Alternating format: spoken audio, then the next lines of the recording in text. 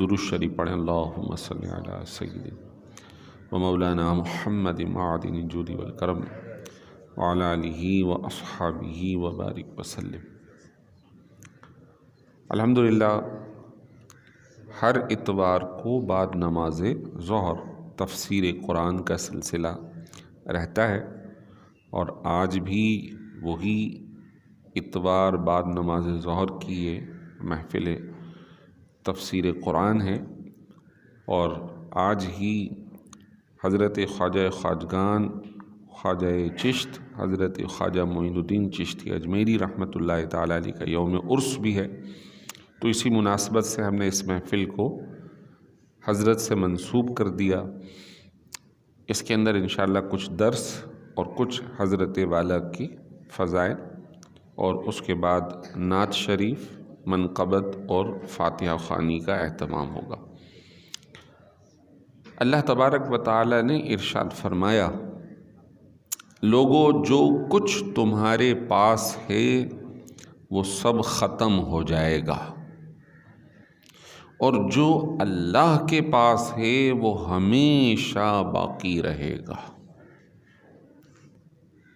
اور سنو، جن لوگوں نے صبر کیا ہم انہیں ان کے کاموں کے جو اچھے کام ہیں ان کا بہترین اجر اور ثواب انہیں عطا فرمائیں گے۔ من عمل صالحا من ذکر او انثی، اور جو بھی مرد ہو یا عورت اچھے کام کرے، وہو مؤمن، اور وہ مسلمان ہو، تو فَلَنُحْيِيَنَّهُ حَيَاةً طَيِّبَةً، تو پھر ہم ایسے لوگوں کو پاکیزہ زندگی عطا فرما دیں گے۔ وَلَنَجْزِيَنَّهُمْ أَجْرَهُمْ بِأَحْسَنِ مَا كَانُوا يَعْمَلُونَ، اور جو وہ بہترین کام کیا کرتے تھے ہم انہیں ان پر خوب اجر و ثواب عطا فرمائیں گے۔ یہ دو آیتیں ہی گویا زندگی کا خلاصہ ہے کہ جس چیز کے لیے ہم دنیا میں مصروف ہیں وہ بالآخر فنا ہو جائے گی۔ ہم جس چیز کے کمانے اور حاصل کرنے کے لیے صبح و شام تگ و دو کر رہے ہیں بالآخر وہ فنا ہو جائے گی۔ اللہ تعالیٰ نے ایک جملے میں حقیقت کو واضح کر دیا دنیا کی، کہ یہ دنیا یقیناً استعمال کے لیے اس کی ضرورت ہے، لیکن اس میں اتنا فنا ہو جانا کہ اسے ہی حقیقت سمجھ لینا، اسے ہی سب کچھ سمجھ لینا، اور اسی کے لیے ساری قوت، محنت، سعی اور کوشش صرف کرنا، فرمایا یہ تو فنا ہونے والی ہے۔ تو جس شخص کو یہ پتا ہو کہ میں یہاں پر عارضی ہوں، مجھ سے تو یہ چیز واپس لے لی جائے گی، تو وہ اس میں دل نہیں لگاتا۔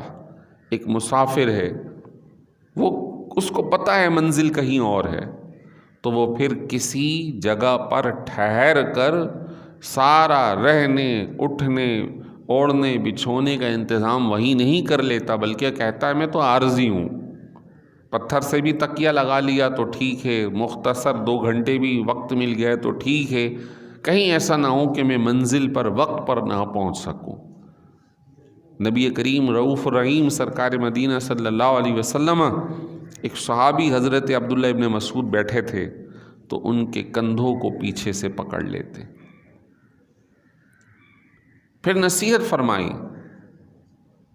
عبداللہ کن کأنک غریب فی الدنیا، اے عبداللہ تم دنیا میں ایسے رہنا جیسے تم مسافر ہو۔ مسافر سب کچھ اپنا زور سفر پر درمیان میں ٹھہرنے کے لیے نہیں لگاتا، منزل تک پہنچنے کے لیے لگاتا ہے۔ تو یہ دنیا ہمارے لیے، یہاں موجود رہنا ہمارے لیے یہ حقیقت نہیں ہے، یہ عارضی ہے، اور اس عارضی کو بہرحال چھوڑ کر جانا ہے۔ کسی کے پاس جھونپڑی ہو وہ بھی جائے گا، جس کے پاس محل ہو وہ بھی جائے گا، اور کوئی نہ بچا۔ اور جنہوں نے اس فلسفے کو سمجھ لیا اور اچھے عمل کے لیے زندگی بسر کی، تو فرمایا اللہ دے ہم یہ نہیں کریں گے کہ یہ مرد ہے یا عورت، بلکہ جو اچھے کام کرے گا ہم اسے پاکیزہ زندگی عطا فرما دیں گے، اسے پاکیزہ زندگی دے دیں گے، اسے بہترین اجر دے دیں گے۔ آج جو حضرت خواجہ خواجگان کو یاد کیا جا رہا ہے، یہ بھی انہی لوگوں میں سے ہیں جنہوں نے اس فلسفے کو سمجھ لیا۔ انہوں نے باقی پر فانی کو قربان کر دیا۔ فانی کیا ہے؟ دنیا۔ باقی کیا ہے؟ آخرت۔ آج دیکھیے کہ اگرچہ کہ ان کو گئے ہوئے عرصہ ہو گیا، 6 صدی ہجری کے بزرگ ہیں یہ، اور آج 15ویں صدی ہجری چل رہی ہے، 1444۔ اگر ڈفرنس دیکھیں تو تقریباً 900 سال گزر چکے ان کو اس دنیا سے گئے ہوئے، 900 سال۔ لیکن انہوں نے اپنی فانی، جو دنیا فانی تھا، اس کو انہوں نے قربان کر دیا، کس پر؟ باقی پر۔ تو اللہ نے فانی بھی عطا فرما دی، باقی بھی عطا فرما دی۔ وہ لوگ جو خدائی دعویٰ کر رہے تھے اکبر جیسے، لیکن اللہ نے اصل ان کی بادشاہت ظاہر فرمائی کہ اکبر بھی جب ان کے دربار میں پہنچتا ہے تو اپنے پاؤں سے چپلیں عاجزی سے نکال دیتا ہے کہ میں بڑے دربار میں حاضر ہو رہا۔ حضرت خواجہ خواجگان خواجہ معین الدین چشتی اجمیری رحمۃ اللہ تعالی علیہ، سعادات کرام کے گھرانے کے ایک عظیم الشان فرد ہیں، حافظ ہیں، عالم دین ہیں، اور صالحین کی صحبت کو اختیار کرنے والے، اور ان کی جو منزل یا ترقی کا پہلا زینہ تھا وہ ادب تھا۔ کیسے؟ والد کا انتقال ہوا، 15 سال عمر تھی، اور یہ غزنی کے رہائشی ہیں، اور اس وقت غزنی افغانستان میں ہے۔ یہ آپ سے عرض کر دوں، یہ بعد میں چھوٹے چھوٹے ممالک بنے ہیں، اصلاً یہ پورا علاقہ بت پرستوں کا تھا۔ اور میں یہ بات پہلے بھی عرض کر چکا ہوں کہ جو سومناتھ کا مندر اڑایا تھا، سب سے بڑا مندر جس میں بہت سونا چاندی تھا، مسلمانوں کو، مجاہدین کو ملا تھا، وہ کہاں ہیں؟ وہ افغانستان میں۔ آج بھی افغانستان میں بڑے بڑے بت خانے موجود ہیں۔ یہ پورا بیلٹ جو ہے وہ بت خانوں کا تھا، بت پجاری ادھر رہا کرتے تھے۔ ادھر صحابہ کرام آئے ہیں، ادھر تابعین آئے ہیں، انہوں نے یہاں آ کر جہاد بھی کیا، علاقہ مفتوحہ بھی ہوا اور تبلیغ بھی فرمائی۔ پھر ان کا تو انتقال ہو گیا، اس کے بعد ان کی آل اولاد، پھر صالحین کی آمد، آپ علیہ الصلوۃ والسلام کے خاندان کی آمد، تو یہ غزنی علاقے کے اندر سادات کرام کا ایک بڑا اجتماع ہوا کرتا تھا، وہیں یہ لوگ رہ رہے تھے۔ تو والد محترم کا جب انتقال ہوا ہے تو ان کی عمر 15 سال ہے۔ جب والد کا انتقال ہوا تو ان کے حصے میں ایک باغیچہ بطور وراثت آیا، جس میں کچھ انگور کے درخت تھے، باغ تھا۔ یہ اپنے کام کاج میں لگے ہوئے، تو ایک مجذوب آدمی ان کے باغ میں داخل ہوتا ہے، بظاہر سادہ اور کپڑے مٹی میں آلودہ جیسے کوئی مسافر ہے۔ جب دیکھا کہ کوئی بزرگ میرے باغیچے میں آیا ہوا ہے تو پہنچ گئے، ادب سے پانی پیش کیا، محسوس ہوا بھوک لگی ہوگی تو کچھ انگور توڑ کر لے آئے، وہ پیش کر دیا، اور بالکل ادب سے بیٹھ گئے۔ جب بزرگ نے دیکھا کہ یہ تو بڑا مؤدب بچہ ہے، تو اپنے جو تھیلی تھی اس میں سے ایک ٹکڑا روٹی کا خشک نکال کر وہ ان کو دے دیتے ہیں کہ آپ میری طرف سے یہ کھا لیں۔ اب وہ جو کھانا تھا تو جو دنیا کے اندر آپ مصروف تھے وہ بالکل تبدیل ہو گیا، اور پھر روحانیت کی طرف آپ کا پہلا قدم وہاں سے شروع ہوتا ہے۔ بتانا مقصود یہ ہے کہ اللہ والے کس حال میں ہیں ہمیں نہیں معلوم، لیکن ادب انسان کے پیش نظر رہنا چاہیے۔ اس ادب نے انہیں اس دنیا سے آشنا کر دیا کہ آج انہیں سلطان الہند کہا جاتا ہے، روحانیت کے عظیم الشان مرتبے پر فائز ہیں۔ والدہ محترمہ سے کہا کہ آپ مجھے دین کے لیے آپ وقف کر دیں، والدہ نے بھی اجازت دی، چلے آئے، پڑھا لکھا، اور اس کے بعد حضرت شیخ عثمان الدین ہارونی سے بیعت ہو گئے، اور آپ نے بھی انہیں جب بیعت کیا تو مختلف قسم کے وظائف، مختلف آپ کو مجاہدات کے طریقے عطا فرمائے۔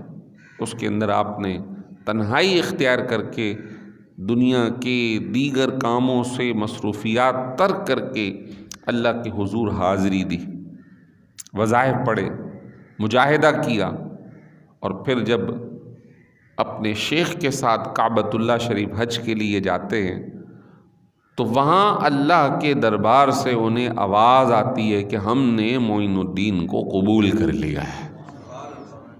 اور جب بارگاہ رسالت میں حاضر ہوتے شیخ کہتے ہیں سلام عرض کرو، جب سلام عرض کرتے ہیں تو جواب عنایت ہوتا ہے، اور پھر وہاں سے حکم ہوتا ہے کہ ہم نے انہیں اجمیر کا قطب بنا دیا ہے۔ قطب کیا ہے؟ مرکزیت، مرکزیت۔ اور پھر وہاں سے چلے ہیں تو کئی بزرگوں سے ملاقات ہوئی ہے، حتیٰ کہ غوث پاک حضرت غوث اعظم رضی اللہ تعالی عنہ سے جا کر بغداد میں ملاقات کی، اور بغداد میں جب ملاقات کی تو حضرت غوث پاک نے بڑے انہیں نوازشوں سے نوازا۔ عمر حضرت غوث پاک کی زائد ہے، ان کی کم ہے، اور مرتبہ بھی ان کا زائد ہے۔ کہتے ہیں کہ جب وہاں ٹھہرے ہیں تو تقریباً 2 ماہ حضرت غوث پاک کے چلے میں انہیں جگہ ملی، جہاں وہ عبادت کرتے تھے وہاں انہیں مقام عطا کیا، جہاں وہ اللہ کا ذکر کرتے تھے وہاں انہیں مقام عطا کیا، اور جو انہیں راز و نیاز، جو فیض و برکات حضرت غوث پاک نے دی ہے اس کا بھی کیا کمال ہے۔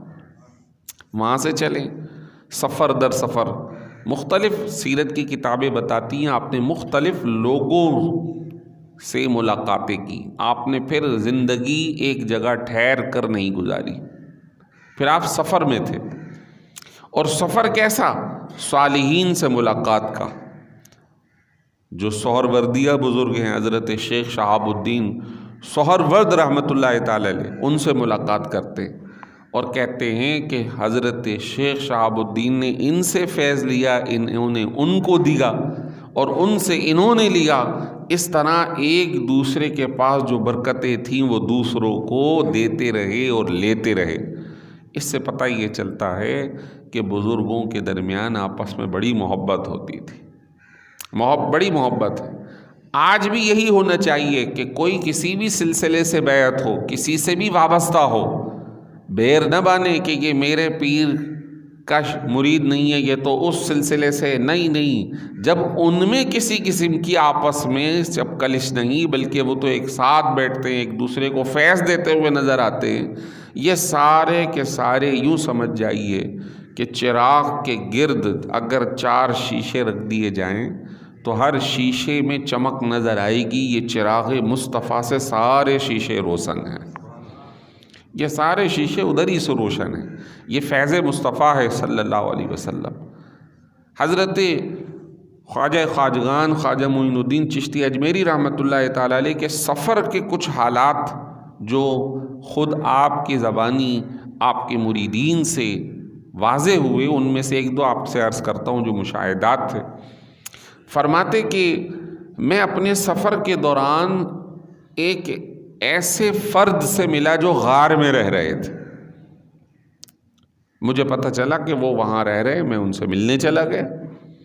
جب وہاں گیا تو انہوں نے کہا کہ مجھے کئی سال بیت گئے ہیں میں اس غار سے باہر نہیں نکلا اور یہیں پر مصروف ہوں اور مجھے باہر نکلنے میں شرم آتی ہے۔ کیوں؟ کہ ایک موقع پر یہ ہوا کہ میں بازار میں جا رہا تھا کہ ایک شخص لوگوں کو لین دین میں ستاتا تھا۔ میں نے اس کو دیکھا لیکن اسے اس کی اس خرابی سے روکا نہیں، تو مجھے آواز دی گئی ہاتف غیبی سے کہ تم اگر اس کو روکتے تو وہ رک جاتا، تم نے یہ کام کیوں نہیں کیا؟ اب وہ دن ہے، آج کا دن ہے، میں باہر نکلنے سے شرم کرتا ہوں کہ میں کسی کو دیکھوں اور روکوں نہیں۔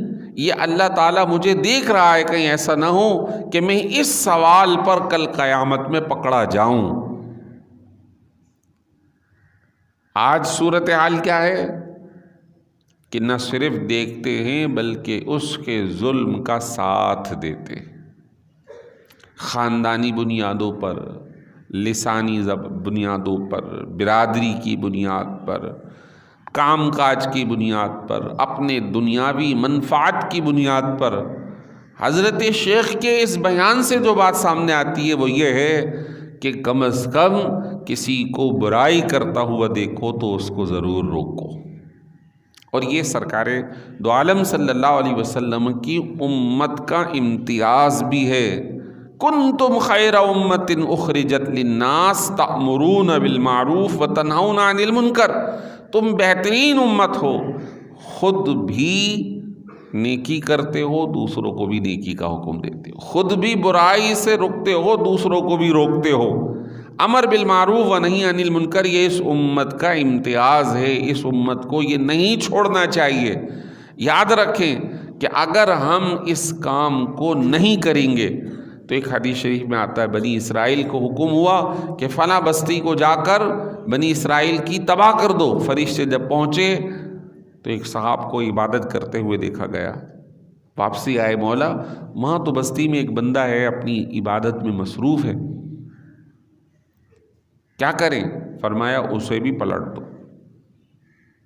مولا اس نے تو تیری نافرمانی نہیں کی۔ فرمایا اس نے تو نہیں کی، لیکن جو دائیں بائیں اس کی نافرمانی ہو رہی ہے تو وہ منع کیوں نہیں کرتا؟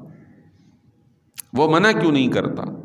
اس زمانے کے اندر کم از کم کچھ نہیں کر سکتے تو علماء کا ساتھ دو، مدارس کا ساتھ دو، جو تحریر، جو فتویٰ نویسی اور واعظ و بیان کے اندر مصروف ہیں، جو امت کی اصلاح کا کام کر رہے ہیں، ان کا ساتھ دو کہ یہ تمہارا ساتھ دینا بھی گویا اشاعت اسلام میں تمہارا حصہ ہوگا۔ حضرت غوث پاک حضرت خواجہ خواجگان کہتے ہیں کہ میں اس سفر کے دوران ایک آبادی میں گیا تو میں نے عجیب منظر دیکھا۔ وہ کیا کہ ابھی ظہر کا وقت آیا نہیں کہ لوگوں کو میں دیکھتا ہوں پوری بستی وضو کر کے تیار ہو رہی ہے۔ یہ کیا بات ہے؟ کہا کہ ہمارے شیخ نے یہ بات ہمیں بتائی ہے کہ نبی کریم صلی اللہ علیہ وسلم کا فرمان ہے کہ مرنے سے پہلے توبہ کر لو اور نماز کے فوت ہونے سے پہلے اسے ادا کر لو۔ تو ہم خوف رکھتے ہیں کہیں ایسا نہ ہو کہ ہم تیاری میں لگیں اور ہماری نماز کا وقت فوت ہو جائے تو ہم نماز کے وقت آنے سے پہلے تیاری کرتے ہیں، جیسے ہی وقت آتا ہے ویسے ہی نماز میں مصروف ہو جاتے ہیں۔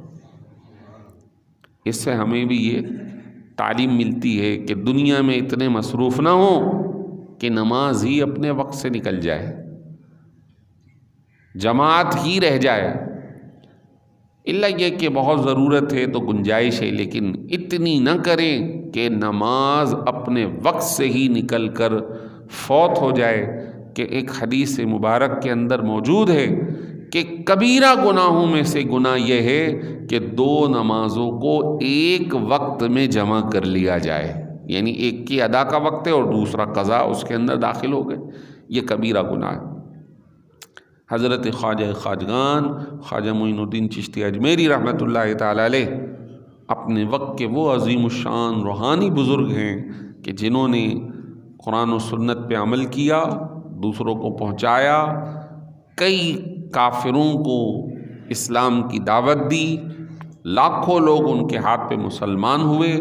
آج بھی دائیں بائیں پوری دنیا میں ان کا فیض جاری اور ساری ہے، حتیٰ کہ آج ہم بھی ان کو یاد کر کے اس محفل پاک کے اندر بیٹھے ہیں اور درس لے رہے ہیں کہ اگر ہمیں اللہ کی رضا چاہیے تو پھر ہمیں اللہ والے کام کرنے ہوں گے، صالحین کے نقش قدم پہ چلنا ہوگا۔